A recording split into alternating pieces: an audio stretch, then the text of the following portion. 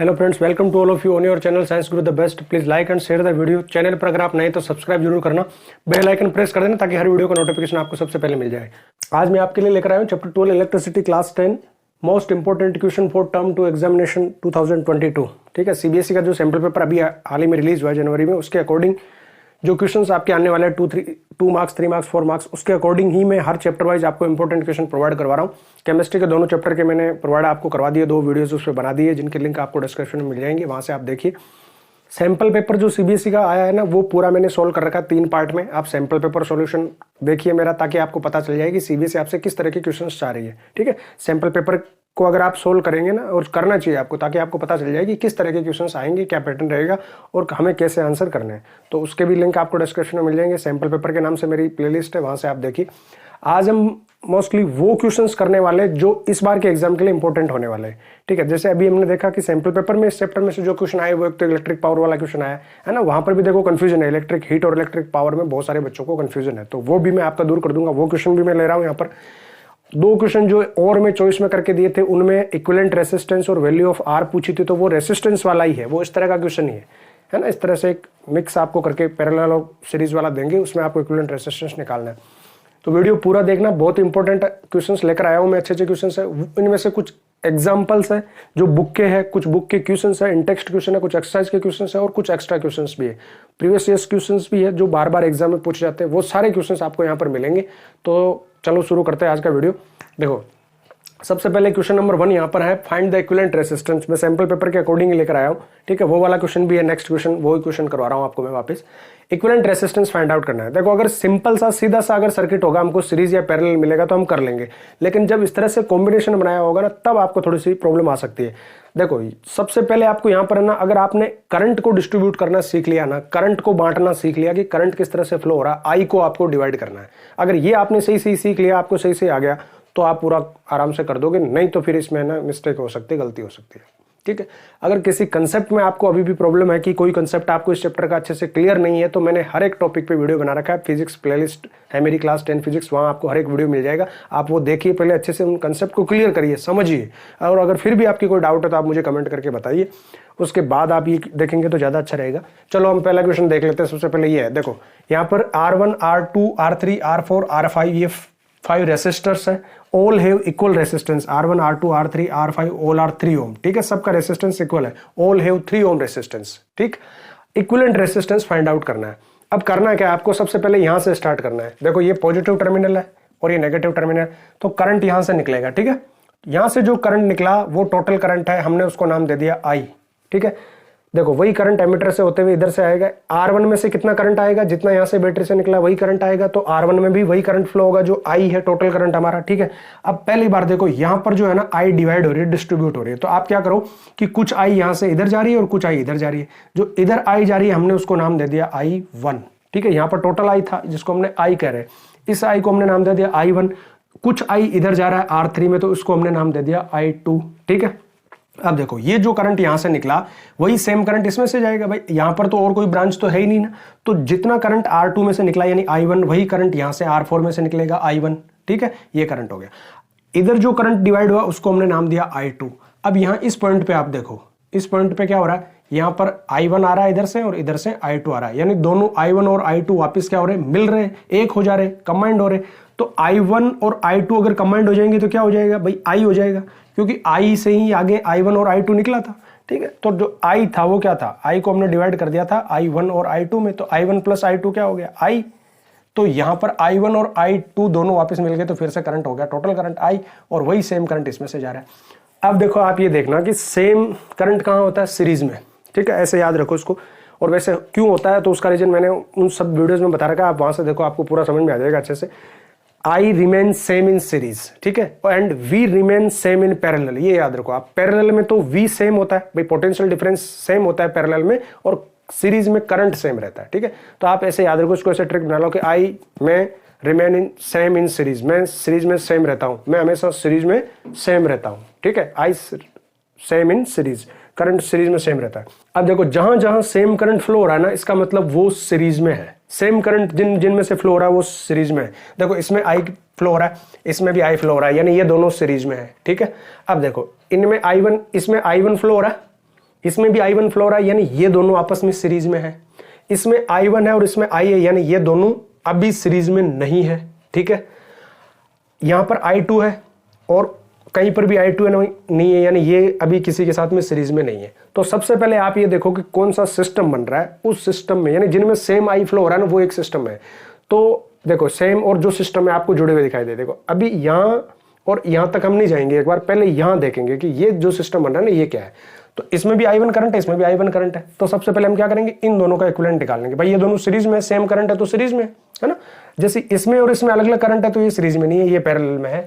तो फिर इन दोनों को हम पैरेलल में सोल्व करेंगे, लेकिन इसको पैरेलल में करने से पहले इनका इक्विवेलेंट निकालना पड़ेगा और जो इक्विवेलेंट आएगा वो फिर इसके साथ पैरेलल में हो जाएगा। मान लो इन दोनों का हमने इक्विवेलेंट निकाला, ये सीरीज में है, इन दोनों का इक्विवेलेंट निकालेंगे तो वो इक्विवेलेंट इन दोनों को हटा के हम एक इक्विवेलेंट डाल देंगे। यहाँ पर ये इक्विवेलेंट डाल दिया हमने, तो अब ये इक्विवेलेंट और R3 ये दोनों कैसे हो जाएंगे, पैरेलल में हो जाएंगे। ठीक है, तो सबसे पहले हम क्या करेंगे कि R4 और R2 and R4 are in series, तो इनका इक्विवेलेंट निकाल लेते हैं। इक्विवेलेंट सीरीज में R1 प्लस R2 होता है तो 3 प्लस 6 हो गया, 6 ओम हो गया, सारे 3 के।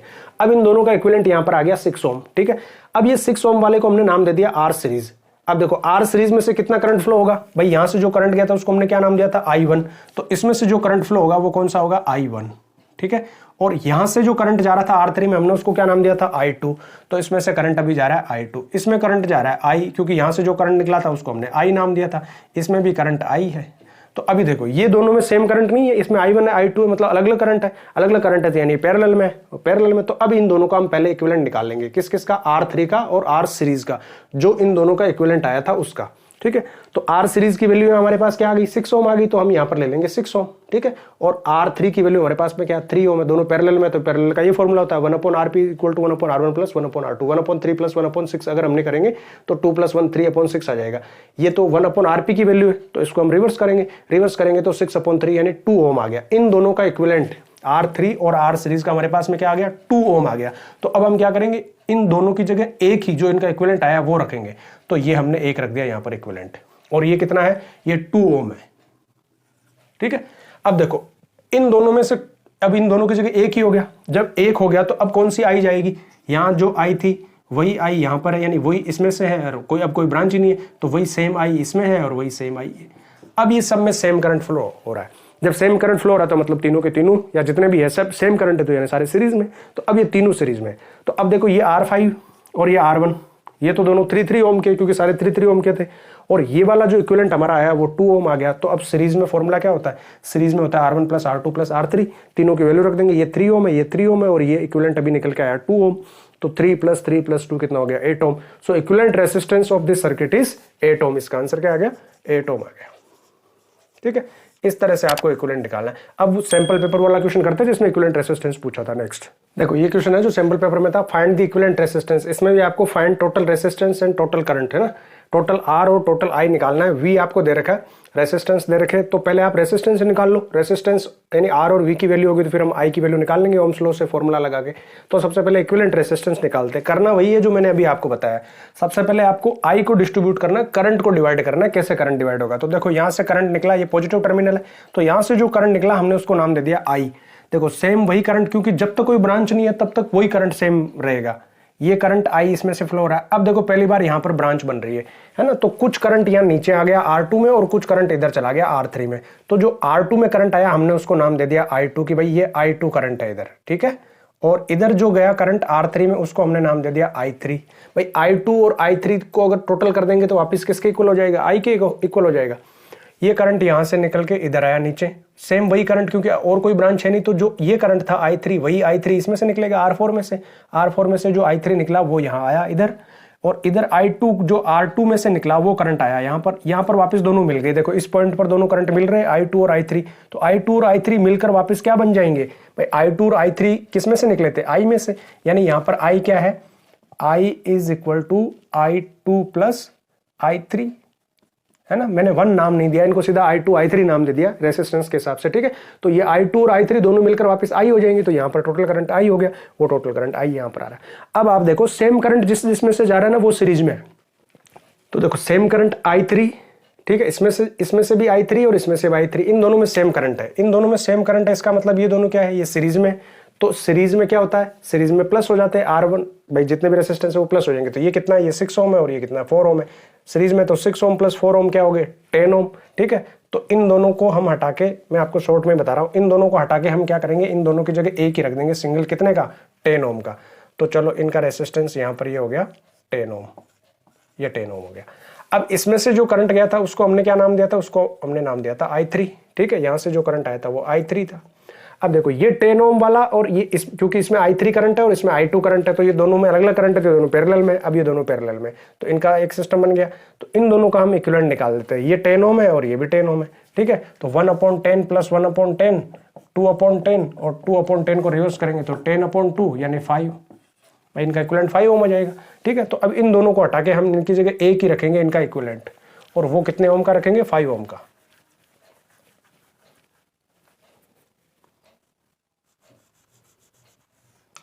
तो ये इक्विवेलेंट RP हम इसको नाम दे देते हैं, ये इक्विवेलेंट आ गया कितना 5 ओम। अब देखो ये सेम एक ही पाथ है और कोई ब्रांच बनी नहीं रही है, एक ही करंट जा रहा है तीनों में, सॉरी 2 ही बचे अब यहाँ पर, दोनों में एक ही करंट जा रहा है। तो ये दोनों सीरीज में हो गए, ये 7 ओम और ये 5 ओम, तो 7 + 5 12 ओम। तो रेसिस्टेंस हमारे पास कितना आ गया, टोटल रेसिस्टेंस आ गया यहाँ पर 12 ओम। जब टोटल रेसिस्टेंस 12 ओम है तो I निकालना है, I = V/R। टोटल V कितना है 24 वोल्ट अपॉन R कितना आया 12 ओम। तो करंट कितना हो जाएगा 2 एम्पियर, ठीक है। इस तरह से भाई ये पैरेलल वाला आप देखो एलसीएम ले लिया, 10 डिवाइड बाय 10 1 1 × 1 1 + 1 2 2/10, ये 1/RP की वैल्यू है। तो RP कितना हो जाएगा 10/2 10/2 यानी 5 ओम। तो यहाँ पर मैंने 5 ओम लिखा। एक और क्वेश्चन जो आया था सैंपल पेपर में और में करके, ये था, ठीक है। Find the value of R1। इसमें आपको R1 की वैल्यू फाइंड करनी है। अब देखो देखने में ऐसा लग रहा होगा कि यार R1 की वैल्यू कैसे फाइंड आउट करेंगे, ठीक है। देखो यहाँ पर आपको V की वैल्यू गिवन है 30, ठीक है। V is 30 volt. I की वैल्यू भी गिवन है, एम्पियर की रीडिंग 2 एम्पियर आ रही है, क्वेश्चन में अलग से भी दे रखा है I इज 2 एम्पियर। अब आपको R फाइंड आउट करना है और R में भी ये वाला R1 फाइंड आउट करना है। बताओ कैसे करें। देखो सबसे पहले आपको क्या करना है, जब V और I की वैल्यू गिवन है तो आप टोटल रेसिस्टेंस निकाल सकते हो सर्किट का, ठीक है। तो सबसे पहला काम तो ये करो कि आप पहले टोटल रेसिस्टेंस निकालो, ताकि आपको पता चल जाए कि ये जो भी सिस्टम बना रखा है इसका टोटल रेसिस्टेंस कितना आता है, इक्विवेलेंट रेसिस्टेंस जो कितना आएगा। तो देखो R का फॉर्मूला क्या होता है, R = V/I होता है, ठीक है। ये V की वैल्यू और ये I की वैल्यू है। V is 30 volt and I is 2 ampere. So total R is 15 ओम। यानी ये जो भी तामझाम है ना इस पूरे का कितना आएगा 15 ओम टोटल रेसिस्टेंस आएगा। Total resistance equivalent resistance will be 15 ओम। अब आप वही I वाला कंसेप्ट यूज करना है हमको, भाई ये पॉजिटिव है और ये नेगेटिव टर्मिनल है, ठीक है। तो करंट को डिवाइड करना है और फिर देखना सेम करंट जिनमें से जा रहा है वो सीरीज में, भाई ये दोनों सीरीज में वैसे भी हमको दिख रहा है और ये तीनों आपस में पैरेलल में, ठीक है। चलो देखते हैं। देखो इसमें से करंट जा रहा है, मान लो हमने इसको नाम दिया I, तो I करंट यहाँ जा रहा है। अब यहाँ से करंट डिवाइड हो गया, कुछ करंट इधर गया, हमने इसको नाम दे दिया I1। इसमें ऊपर की ओर जा रहा है, हमने उसको नाम दे दिया I1। आगे यहाँ से जो करंट जा रहा है उसको हमने नाम दे दिया I2। अब I2 यहाँ चल के फिर से डिवाइड हो गया, कुछ करंट इधर निकल गया I3 और कुछ करंट यहाँ निकल गया I4। इसमें से जो जा रहा है वो I4 करंट है। अब यहाँ पर I4 करंट देखो, ये जो करंट है ना I4 और ये जो करंट है I3 वो दोनों वापस यहाँ पर मिल रहे हैं। तो यहाँ पर कौन सा करंट है, यानी I3 + I4, और I3 और I4 कौन सा करंट था I2 था। तो यहाँ पर वापस करंट हो गया I2 और ये I1 यहाँ आ गया वापस। तो I1 और I2 मिल गए यहाँ पर। तो I1 और I2 हमने किसको नाम दिया था I को, भाई यहाँ पर I था उसको हमने डिवाइड किया I1 और I2 में। तो यहाँ वापस आते करंट कौन सा हो गया I सेम करंट है इन दोनों में, यानी ये दोनों सीरीज में। लेकिन यहाँ पर किसी में भी सेम करंट नहीं है, इसमें I1 है, इसमें I3 और इसमें I4 है। डिफरेंट करंट है, यानी ये तीनों पैरेलल में है। अब क्या करें, अब देखो इस तीनों पैरेलल वाले का कितना होगा रेसिस्टेंस, ये पता करना पड़ेगा हमको। भाई R1 की वैल्यू तभी आएगी, लेकिन पहले आप ये देखो कि ये 6 और 6 है टोटल। अच्छा टोटल आना चाहिए 15, तो टोटल 15 में से है इन तीनों का पैरेलल का जो भी आएगा इक्विवेलेंट, वो जब यहाँ पर जुड़ेगा तो वो इन दोनों के साथ में सीरीज में होगा कि नहीं होगा। भाई अगर इन तीनों का इक्विवेलेंट जो भी आए, अगर वो इक्विवेलेंट यहाँ जुड़ेगा तो ये तीनों फिर सीरीज में हो जाएंगे, है ना। तो तीनों सीरीज का कितना होना चाहिए 15 होना चाहिए। तो 15 में से 6 और 6 तो हमारे पास में है ही, 12 तो आई गया सीरीज में से। तो 15 - 12 यानी कितना बचा 3 ओम, यानी 3 ओम इन तीनों का इक्विवेलेंट 3 ओम आएगा, जो इनके जो 6 वाले के साथ में यहाँ पर सीरीज में जुड़ेगा, ठीक है। तो इन तीनों का इक्विवेलेंट कितना आना चाहिए 3 ओम आना चाहिए। चलो देख लेते हैं। अब इसके हिसाब से हम इन तीनों का निकालेंगे, जब 2 का दिया हुआ है और तीसरे का निकाल लेंगे। चलो देखो इक्विवेलेंट क्या होता है 1/r, इक्विवेलेंट का reciprocal 1/rp is equal to, हमें फॉर्मूला पता है ये 1/r1 plus 1/r2 plus 1/r3 होता है। ठीक है, अब देखो ये हमारे पास ऑलरेडी है इक्विवेलेंट हमारे पास 3 ओम है, तो इसका रेसिप्रोकल क्या हो जाएगा 1/3 हो जाएगा। 1/3 इज इक्वल टू 1/r1। अब r1 इसको ले लो, r2 इसको ले लो, r3 इसको ले लो, जिसको भी लेना है। r1 इसी को रख लो, इनको r1 r2 ले लेते हैं। तो r1 की वैल्यू हमें निकालनी है, r1 ले लिया, प्लस r2 की वैल्यू कितनी है ये ले लेते हैं, चलो 10 ओम, 1/10 प्लस r3 कितना है 1/5। ठीक है, ये हो गया। अब अगर हमें 1/r1 की वैल्यू निकालनी है तो हम निकाल सकते हैं। कैसे निकालेंगे भाई, यहाँ पर इसके साथ में जो भी प्लस में है उनको इधर लेकर आ जाओ तो वो माइनस में हो जाएंगे। तो 1/3 ऑलरेडी इधर है ही, 1/r को उधर रख लो, 1/r1 को इसकी वैल्यू हमें फाइंड आउट करनी है, बाकी को इधर ले आओ। तो इक्वल के साइन के इधर लेके आएंगे तो इधर प्लस में तो इधर आके माइनस में हो जाएंगे। तो 1/3 minus 1/10 minus 1/5 equal to 1/r1। ठीक है, अब इन तीनों का एलसीएम ले लेते हैं। 3, 10 और 5 का एलसीएम क्या आ जाएगा 30। इन तीनों का एलसीएम आ गया 30। देखो 30 divide by 3 10, 10 into 1 10, 10 minus 30 divide by 10 3, 3 into 1 3 minus 30 divide by 5 6, 6 into 1 6 minus 6 is equal to 1/r1। ठीक है, चलो अब देखो ये 10 तो है प्लस का, और -3 और -6 है माइनस के, तो -3 -6 कितना हो गया -9। 10 minus 9/30 is equal to 1/r1। 10 माइनस 9 करो कितना हो गया 1, 1/30 क्या हो गया 1/30 हो गया 1/r1। जब 1/r1 1/30 है तो r1 कितना हो जाएगा, रिवर्स कर दो इसको। सो r1 की वैल्यू हमारे पास क्या आ गई 30/1, 30/1 यानी 30 ओम। r1 कितना है 30 ओम है, r1 की वैल्यू 30 ओम आई। सही है कि नहीं है चेक कर लो वापस चाहो तो। भाई 3 ओम आना चाहिए, 6 + 6 12 तो यही हो गया, ये 3 ओम आना चाहिए। तो इन तीनों का अब हमारे पास वैल्यू आ गई 30। तो 1/30 1/10 और 1/5 करके देखो 3 आता है कि नहीं आता है। चलो देख लेते हैं। देखो भाई 1/5 प्लस 1/10 प्लस 1/30, ठीक है 3 आना चाहिए। तीनों का एलसीएम ले लो, 30 हो गया एलसीएम। ठीक है, देखो 5 6 या 30, 6 3 1 6 3 9 प्लस 1 10, 10/30 ये रेसिप्रोकल हो जाएगा, 1/rp हो जाएगा ये। तो rp कितना हो जाएगा 30/10, 30/10 कितना होता है 3 ओम हो गया। सही है, ये वाला इस तरह से करना है। ठीक है, यानी i को आपको डिवाइड करना है सही से। अगर i डिवाइड कर दिया आपने तो आप सही आंसर तक पहुंच जाओगे। और ध्यान ये रखना है कि जिनमें सेम i जा रहा है ना वो सीरीज में है। अगर ऐसा आ जाए सर्किट, कैसा भी आ सकता है, मैंने 2 क्वेश्चन 3 क्वेश्चन आपको बता दिया, आपको समझ में आ गया होगा। मैं ये लास्ट ये बता रहा हूँ आपको इस तरह में, मतलब equivalent resistance of A system में ये लास्ट क्वेश्चन है, बाकी आप कर लोगे। इसको मैं पूरा नहीं करवा रहा हूँ, केवल आपको समझा रहा हूँ कि करना कैसे है। ठीक है, वैल्यूज कुछ भी हो सकते हैं यहाँ पर, या R1 R2 किसी की वैल्यू पूछी जा सकती है। आपको करना क्या है, आपको बस वो I वाला ही करना है। आप देखो ये थोड़ा सा उससे अलग है, कैसे होगा ये। यहाँ से मैंने आपको बताया कि सबसे पहले जो करंट निकला वो I करंट निकला मान लो, तो इसमें जो करंट आ रहा है वो I, इसमें से टोटल करंट ही फ्लो हो रहा है। भाई अब पहली बार यहाँ से I डिवाइड होगा, यहाँ ब्रांच हो रही है पहली बार, तो इस I में से यहाँ पर जो करंट निकला आगे हमने उसको नाम दे दिया I2, यानी R2 में जो करंट जा रहा है उसको हमने नाम दे दिया I2, और R6 में जो करंट जा रहा है ना उसको हम नाम दे देते हैं I3। ठीक है, यानी I इज इक्वल टू क्या हो गया, I is equal to I2 plus I3, है ना भाई। I में से ही I2 और I3 निकले तो I2 और I3 वापस क्या हो जाएंगे, I हो जाएंगे। अब देखो ये जो करंट है वो सब घूम के वापस यहाँ पर जब आ रहे हैं तब यहाँ पर को ये भी आ गया, I3 भी आ गया, और I2 जो इधर गया था वो भी यहाँ पर आ जाएगा। तो यहाँ पर वापस वही करंट आ जाएगा, जो I इसमें है वही I इसमें रहेगा। ठीक है, अब आगे चल के देखते हैं I3 का क्या हो रहा है। I3 का तो कुछ नहीं हो रहा, वही I3 इसमें से निकल के वापस यहाँ आके मिल रहा है, लेकिन I2 आगे डिवाइड हो रहा है। तो I2 आगे कैसे डिवाइड हो रहा है वो हमको देखना है। अब I2 यहाँ तक तो वही आ रहा है, लेकिन यहाँ पर अब इसके पास सामने 2 ब्रांच होगी, एक ब्रांच यहाँ नीचे आ रही है और एक इस तरफ आ रही है।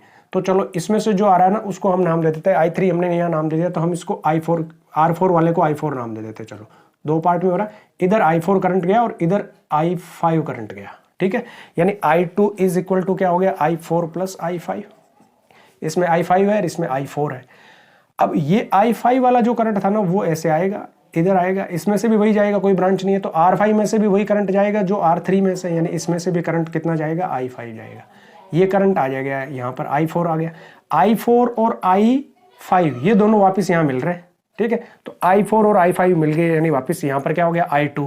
अच्छा I2 में यहाँ से ऊपर से I3 भी आके मिल रहा है, तो I2 प्लस I3 यानी I, यानी यहाँ आते आते करंट वापस I, इसमें से I। सेम करंट जो जिन में जा रहा है वो सीरीज में है। तो ये देखो R1 और R7 इन दोनों में I करंट है, तो ये दोनों सीरीज में हो गए। अब यहाँ देखो, इसमें I3 करंट है, इसमें I4 है, इसमें I5 है, इसमें I5 है, दोनों में I5 है, यानी ये दोनों सबसे पहले सोल्व होंगे, ये दोनों सबसे पहले सोल्व होंगे। कैसे है, दोनों सेम करंट है I5 तो दोनों किस में हो जाएंगे, सीरीज में हो जाएंगे, ये दोनों सीरीज में। तो अब इन दोनों को सबसे पहले सोल्व करना है। चलो इन दोनों को सोल्व कर दिया हमने, जितना भी था 2 ओम 3 ओम 5 ओम जो भी था वो, तो इन दोनों का इक्विवेलेंट जो आएगा ना, वो इक्विवेलेंट अब यहाँ से इसके साथ में इस तरह से जुड़ जाएगा। देखो मान लो जो इक्विवेलेंट आया वो ये है, इस तरह से हमने जोड़ दिया उसको, चलो इक्विवेलेंट को, ये जुड़ गया। अब ये इक्विवेलेंट को हमने नाम दे दिया आर सीरीज, ठीक है। इसमें से जो करंट जा रहा था वो हमने क्या क्या नाम दिया था उसको, I5, ठीक है, I5। I4 है, यहाँ I5 है, यहाँ I3 करंट है, ठीक है, और इधर जो गया था उसको हमने नाम दिया था I2। अब देखो I4 और I5, अब देखो सेम करंट कहीं नहीं है, केवल ये है सीरीज में, ठीक है। अभी इस सिस्टम को सोल्व करते हैं, इस इधर वाले को।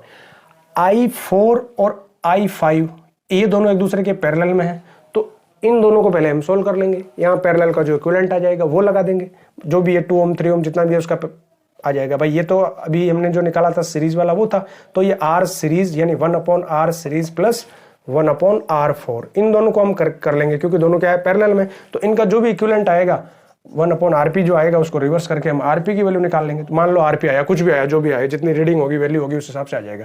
तो अब इनकी जगह हम इनका इक्विवेलेंट रख देंगे ये वाला RP, यानी अब यहाँ पर क्या है, यहाँ पर केवल RP है, यहाँ पर RP जुड़ा हुआ है।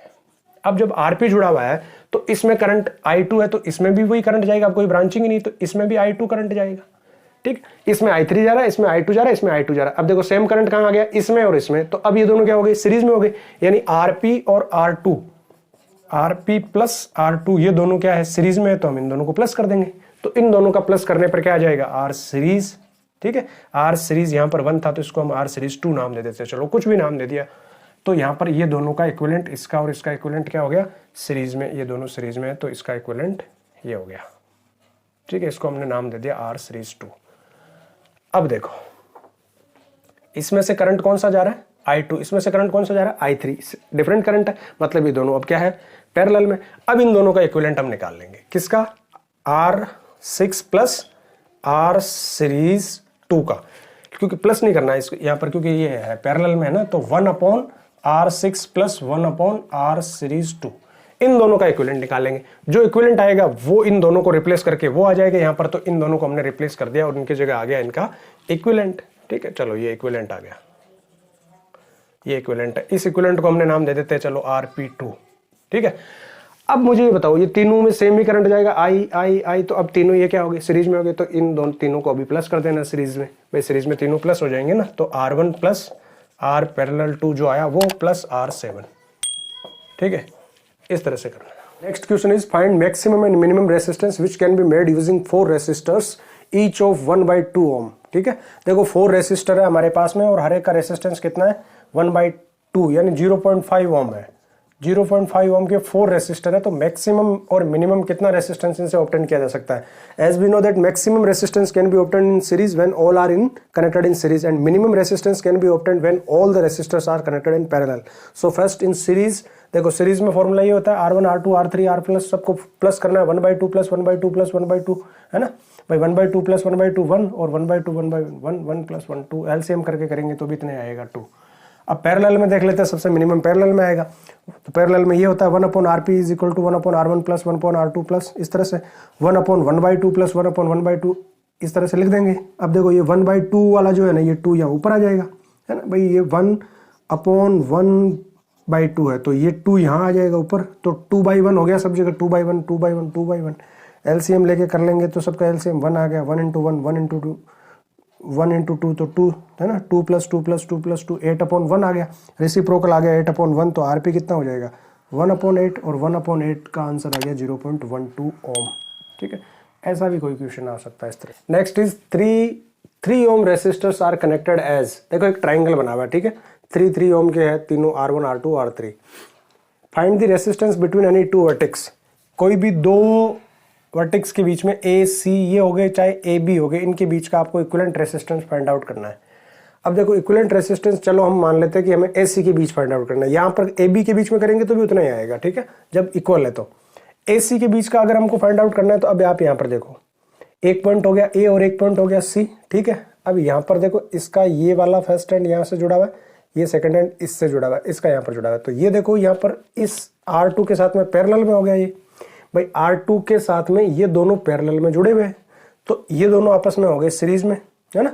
R1 and R3 are in series, R1 R3 दोनों सीरीज में, तो पहले तो इनका इक्विवेलेंट निकाल लेंगे। भाई सीरीज में है तो इक्विवेलेंट क्या हो जाएगा, R1 प्लस R2 3 प्लस 3 6 ओम हो गया। अब ये जो इन दोनों का इक्विवेलेंट आएगा 6 ओम, वो वाला AC के बीच में जुड़ा हुआ है, तो दोनों के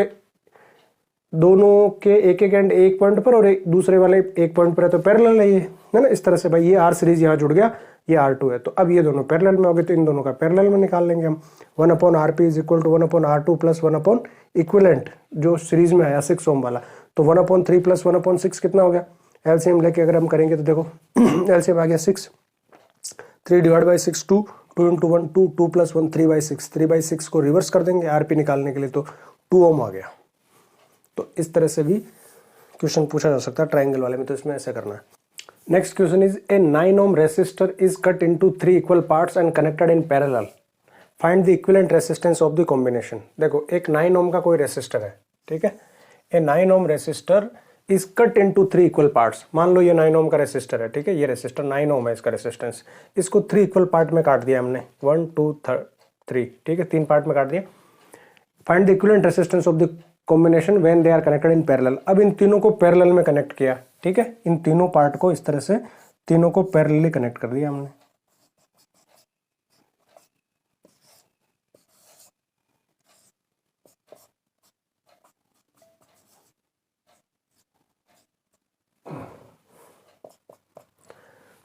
तीनों को हमने इक्वल पार्ट में कनेक्ट करके कट करके तीनों को इस तरह से हमने कनेक्ट कर दिया पैरेलल में। तो अब इक्विवेलेंट रेसिस्टेंस पूछा है।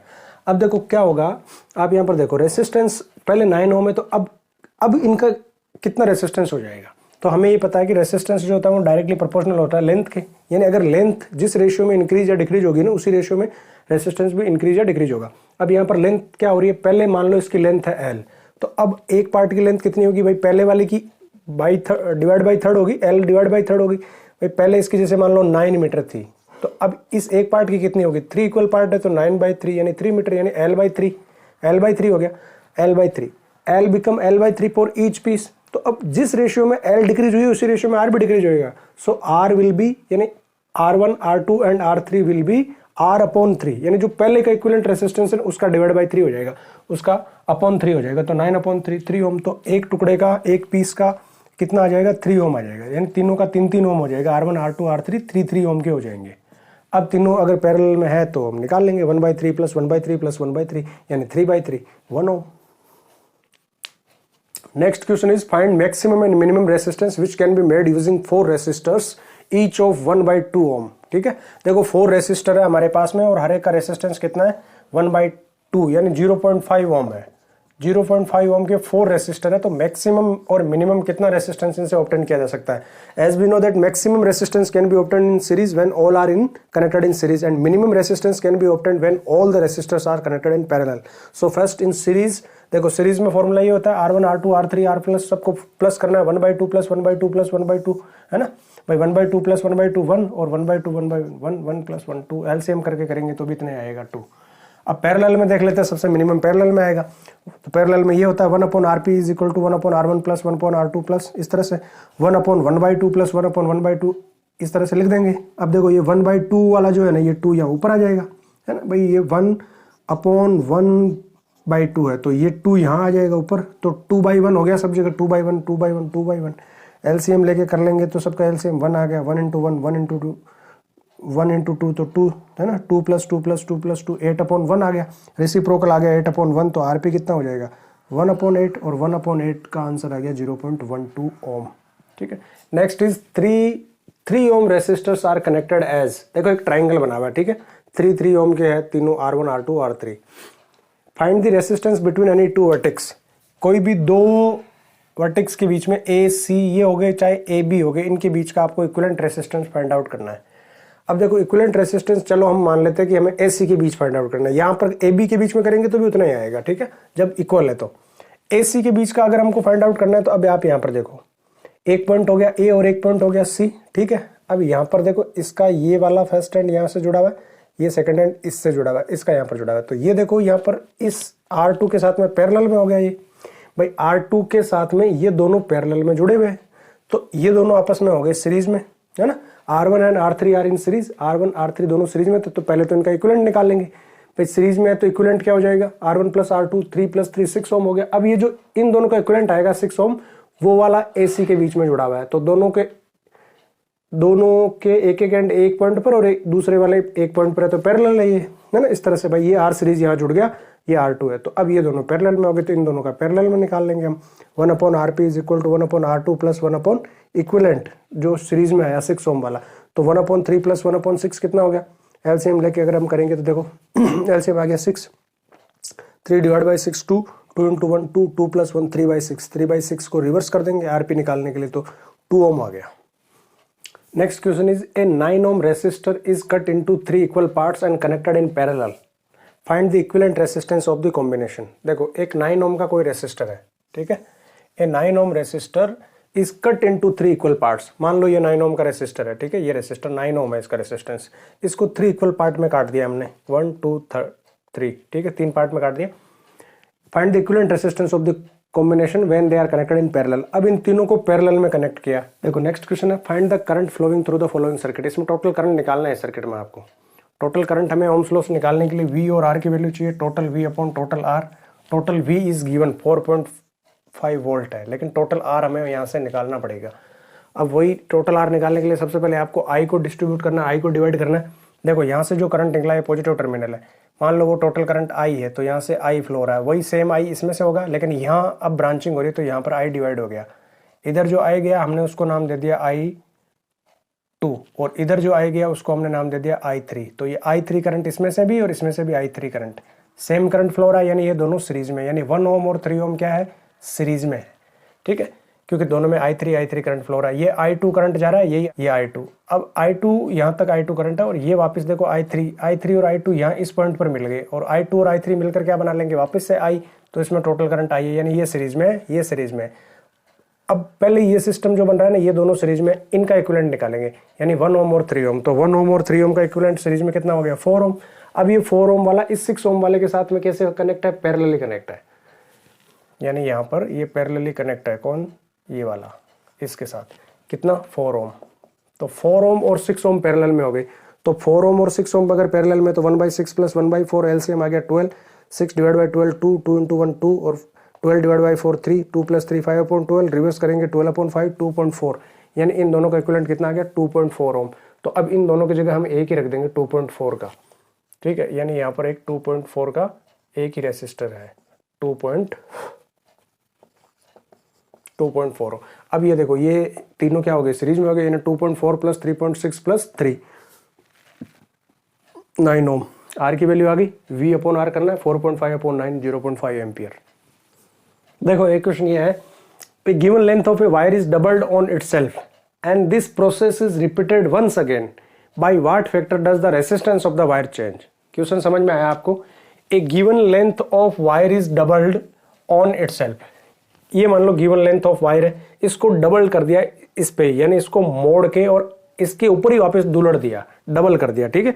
जैसे जो वायर था ना, जैसे मान लो ये वायर है, suppose this is the wire of given length, it doubled on itself, यानी इसको इसके ऊपर इस तरह से डबल कर दिया, ठीक है। अब डबल करने से क्या हुआ, इसकी लेंथ पहले से हाफ हो गई, लेकिन एरिया ऑफ क्रॉस सेक्शन, भाई एरिया ऑफ क्रॉस सेक्शन तो डबल हो गया ना पहले से, ठीक है। और आगे क्या कर रहा है, this process is repeated once again, इस प्रोसेस को एक बार फिर रिपीट किया गया, सेम वही प्रोसेस, यानी लेंथ को क्या किया, जस्ट डबल्ड ऑन इट, एक बार फिर से इसको डबल किया। तो अब देखो लेंथ क्या हो गई, लेंथ पहले से 1/4 हो गई, और एरिया पहले से 4 टाइम इंक्रीज हो गया। भाई अब पहले की जो लेंथ थी ना, वो 1/4 हो गई, लेंथ तो डिक्रीज होगी 1/4 टाइम, लेकिन एरिया 4 टाइम इंक्रीज हो गया, ठीक है। ये सिचुएशन, यानी ये वायर था, ठीक है, इसको जस्ट इस पर डबल कर दिया, तो L हो गई L/2, और एरिया हो गया 2A। मान लो यहाँ पर इनिशियली इसकी लेंथ L थी और एरिया A था, अब लेंथ L/2 और एरिया 2A हो गया। फिर से एक बार इस प्रोसेस को रिपीट किया, तो अब लेंथ L/2 का और हाफ हो गई, यानी L/4 हो गई, और एरिया जो 2A था, 2A इंटू 2A यानी 4A हो गया। तब देखो पहले इनिशियली इसका रेसिस्टेंस कितना था, ये रो वाला फॉर्मूला इसी से निकालना है हमको, क्योंकि L, A और R ये सब इसी फॉर्मूले में, ठीक है। सो रेसिस्टेंस, इनिशियल रेसिस्टेंस इस कंडीशन में रेसिस्टेंस कितना है, रो एल अपॉन ए है।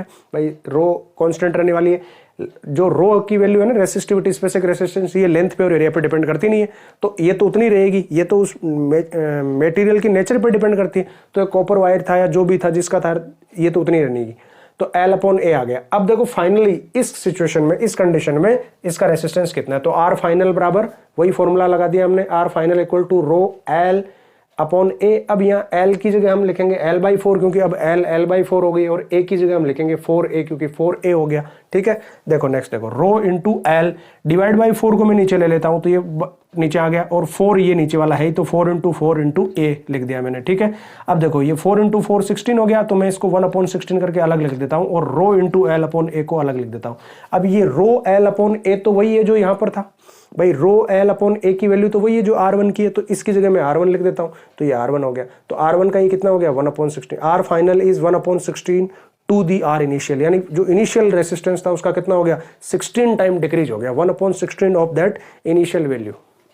एक क्वेश्चन ये है, देखो इन विच रेसिस्टेंस इज हाईएस्ट, ये जो 3 शेप आपको दी हुई है इनमें से किस में रेसिस्टेंस हाईएस्ट है ना, हाईएस्ट रेसिस्टेंस फाइंड आउट करना है। देखो इसमें लेंथ एल है, एरिया ए है, इसका एरिया हाफ हो गया a/2, लेकिन लेंथ डबल होगी 2l, यहाँ पर एरिया भी डबल है, 2a हो गया एरिया, लेकिन लेंथ जो है वो हाफ कर दी।